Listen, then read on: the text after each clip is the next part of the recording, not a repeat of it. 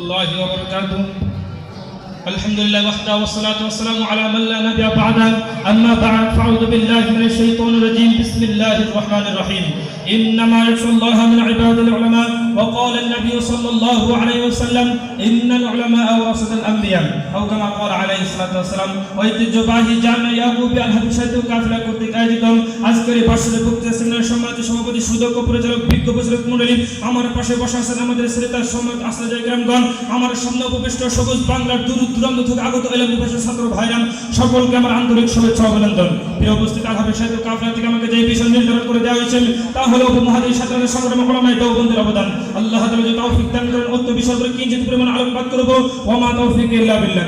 প্রিয় উপস্থিতি, স্বাধীনতার যুদ্ধে আলেমরা অনেক মূল্যবান ভূমিকা রেখেছেন, তবে প্রকৃতপক্ষে সত্যি কথা এটাই যে মূল পরিকল্পনা মুসলমান দ্বারা হয়েছে, বিশেষ করে আলেম সমাজদের মাধ্যমে, যাদের কথা আল্লাহ তাআলা কোরআনে বলেছেন ইন্নামা ইয়াখশাল্লাহা মিন ইবাদিল উলামা।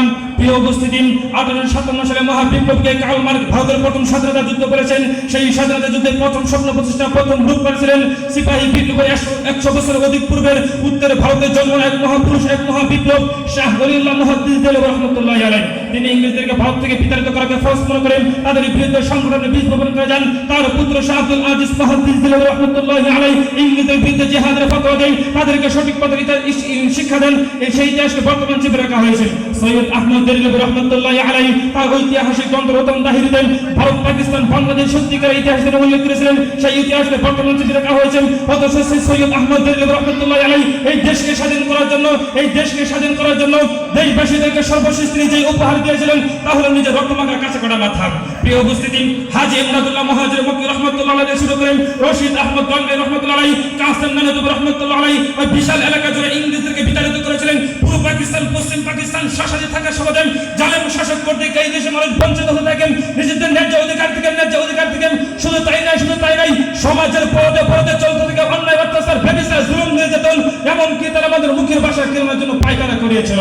প্রিয় উপস্থিতি, ওই ইংরেজ বিনাজরা আমাদের ওলামায়ে কেরামদেরকে দেশ দখল করতে, ওই ইংরেজ বিনাজরা আমাদের প্রায় 14,000 ওলামায়ে কেরামদেরকে ফাঁসির কাস্টে ঝুলিয়েছেন। ওই দিল্লি শুধুমাত্র একটি এলাকাতেই 500 জন ওলামায়ে কেরামদেরকে ফাঁসিতে ঝুলিয়েছেন। বিখ্যাত ওলামায়ে কেরামদেরকে বিপ্লব ষড়যন্ত্র মামলায় তাদেরকে যাবজ্জীবন কারাদণ্ডে দণ্ডিত করা হয়েছে। সেখানে তাদের জীবনের শেষ নিঃশ্বাস ত্যাগ করেছেন। তাদের মধ্যে অন্যতম ছিলেন মওলানা ফজলে হক খায়রাবাদী, মওলানা মুফতি এনায়েত আলী। তবুও ইংরেজ বিনাজরা আমাদের ওলামায়ে কেরামদেরকে দেশ দখল করতে পারে নাই। যদিও দেশ দখল করেছিলাম, বেশি দিন টিকে থাকতে পারে নাই। সর্বশেষ আমাদের বাংলাদেশের স্বৈরাচারী হাসিনা আমাদের লেজ গুটিয়ে পালাতে বাধ্য হয়েছে। প্রিয় উপস্থিতি, এই দেশের প্রত্যেকটা বালিকা তলাশ করা হয় ওলামায়ে কেরামদের রক্তের দাগ পাওয়া।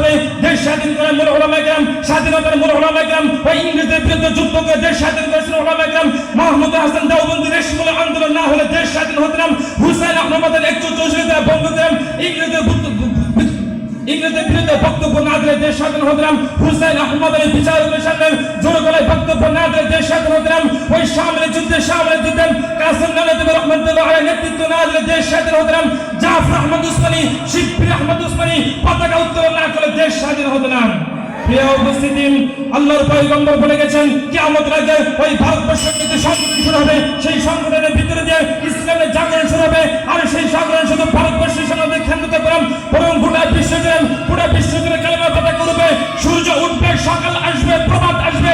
এটা যেমন নিশ্চিত, এর চেয়েও বেশি নিশ্চিত দুনিয়ার বিশ্ব জুড়ে সমস্ত দুনিয়ার অন্ধকার দূরীভূত হয়ে সাম্য শান্ত ইনসাফের আলো নিয়ে, হিদায়াতের আলো নিয়ে সূর্য উদিত হবে। কালেমা ও পতাকা উড়বে। দিল্লির লালকেল্লায় মুসলমান আবার শাসন করবে। স্পেন ও চায়নায় অলিগলিতে আল্লাহু আকবার বলে উঠবে। রুখে দেওয়ার সাধ্য কারণাই।